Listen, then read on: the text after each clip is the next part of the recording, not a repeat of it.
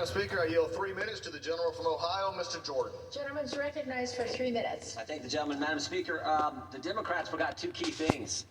Forgot about the facts and they forgot about fairness.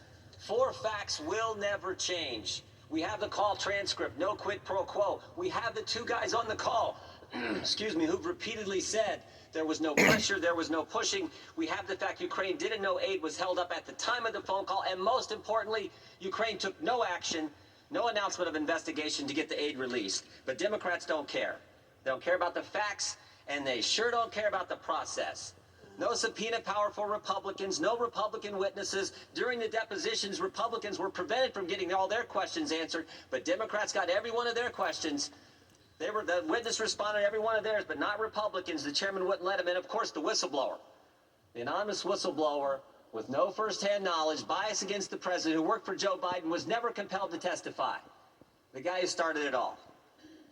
This is really about the president's been driving these guys crazy because he's getting things done. He's doing what he said he was going to do. He's having results. Taxes have been cut, regulations reduced, unemployment at its lowest level in 50 years, the economy growing. Gorsuch and Kavanaugh on the court, out of the Iran deal, embassy in Jerusalem, hostages home from North Korea, and a new NAFTA agreement coming tomorrow. But guess what? When you drain the swamp fights back. And they started attacking the president before the election even. July 31st, 2016, they opened the Russia investigation. The FBI spied on 4 American citizens associated with the Trump campaign.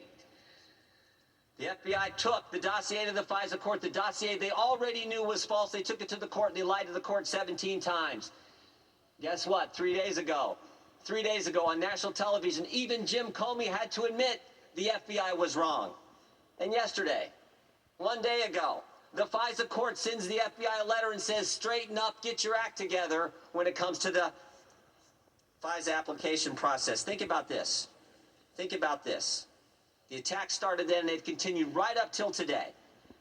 But I want you to think about something. The individual who said the FISA process was fine, the dossier was fine, the Russian investigation was fine, that same individual ran the impeachment process. That same individual staff met with the whistleblower.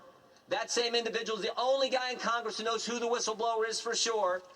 And that same individual released the phone records of the president's personal attorney, released the phone records of a member of the press, and released the phone records of a Republican member of the United States Congress. This process has been unfair, it's been dangerous, and it has been harmful to our country. Democrats have never accepted the will of the American people. Nancy Pelosi made that clear 4 weeks ago when she called the President of the United States an imposter. The will of we, the people, the 63 million folks who voted for this guy and made him president in an electoral college landslide. They've never accepted that fact. We are less than 11 months away from the election. Let the American people decide who should be president. Let the American people decide. I yield back.